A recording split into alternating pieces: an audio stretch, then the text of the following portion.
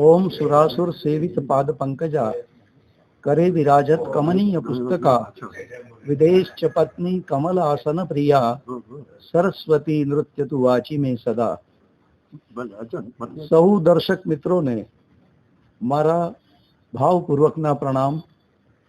આજનો આ મંગલમય દિવસ, જેને લોકો ભાનુ સપ્તમીના નામથી ઓળખે છે, એ દિવસે વસંતના વાયરા શરૂ થઈ ગયા હોય એ વચ્ચે કચ્છી સાહિત્યના પૂર્વસૂરી કવિ તેજપાલ ધારસિંહ તેજ એના વિશેનો એક વિશેષ એક દિવસીય સેમિનાર કચ્છી સાહિત્ય સભા ભુજ અને કચ્છ સાહિત્ય એકેડમી ગાંધીનગરના સંયુક્ત ઉપક્રમે ભુજમાં કચ્છ ડિસ્ટ્રિક્ટ કોઓપરેટિવ બેંકના ઉપર સભાખંડમાં યોજવામાં આવ્યો છે।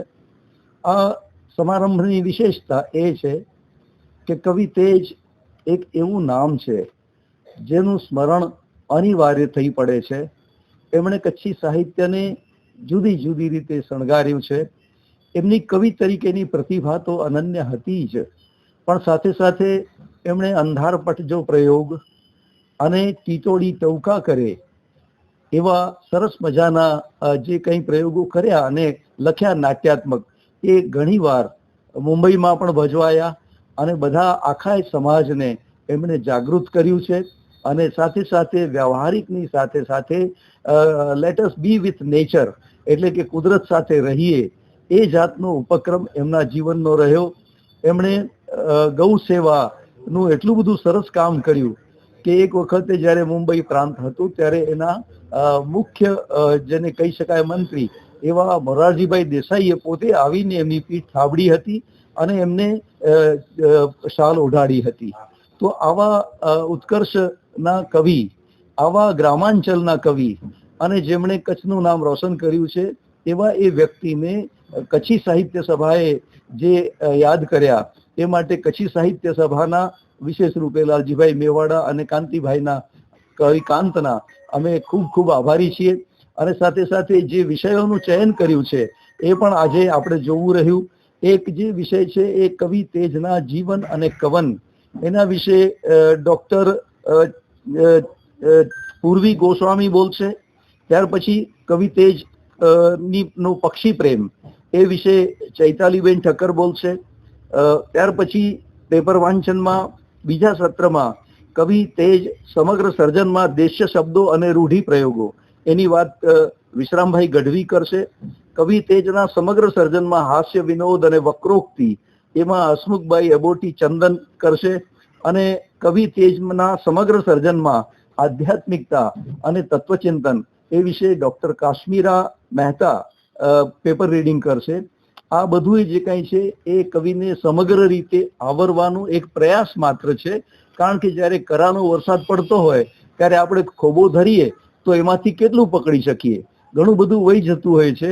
એમ એક સાગરને ઉલેચવા માટે પણ આ જે સંસ્થાએ વિનમ્ર પ્રયાસ કર્યો છે, એની સૌએ નોંધ લેવી રહી અને કચ્છી સાહિત્યના ઇતિહાસમાં આ પ્રસંગ સુવર્ણ અક્ષરે લખાશે, એમાં કોઈ બે મત નથી।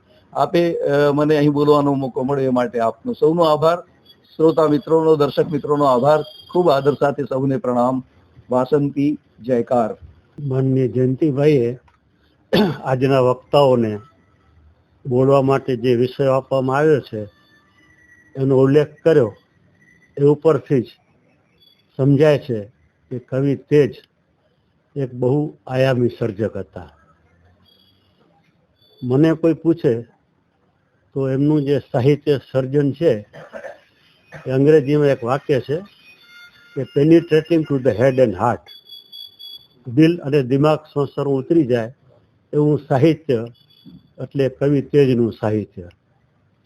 અને મને કોઈ પૂછે તો કચ્છમાં જે મહત્વ કવિ નિરંજનનું છે, કવિ કારાણજીનું છે, એ જ મહત્વ કવિ તેજનું છે।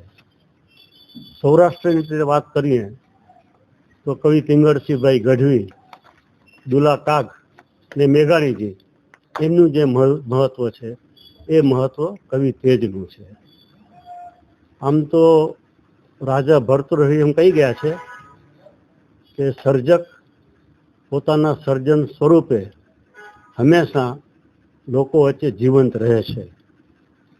એમનો નશ્વર દેહ પંચમહાભૂતમાં વિલીન થાય છે, પણ અક્ષર દેહ આપણી વચ્ચે હોય છે. પણ એ અક્ષર દેહને વખતો વખત ઉજાગર કરવો એ સામાજિક સંસ્થાઓની ફરજ છે. કારણ કે આજનો માણસ આપણે જાણીએ છીએ તેમ આદિ વ્યાધિન ઉપાધિ એમ ત્રિવિધના તાપથી તપે છે. એને વખતો વખત આ રીતે ઉજાગર કરવામાં આવે કે ભાઈ આ આપણા એક કવિ હતા ને આટલું મોટું સર્જન એમણે કર્યું છે, તો એ લોકો એનાથી માહિતગાર થવાનો પ્રયત્ન કરે. તો કવિના નામને જીવંત રાખવા માટે, એક ઘરદીવડાના સર્જકને પહોંચવા માટે જે પ્રયત્ન કચ્છી સાહિત્ય અકાદમી અને કચ્છી સાહિત્ય મંડળ તરફથી કરવામાં આવ્યો છે એ ખૂબ જ પ્રશંસનીય છે. ભાઈ શ્રી લાલજીભાઈ મેવાડા અને ભાઈ શ્રી કૃષ્ણકાંતભાઈ ભાટિયા બંને આપણા અભિનંદનના અધિકારી છે. Thank you.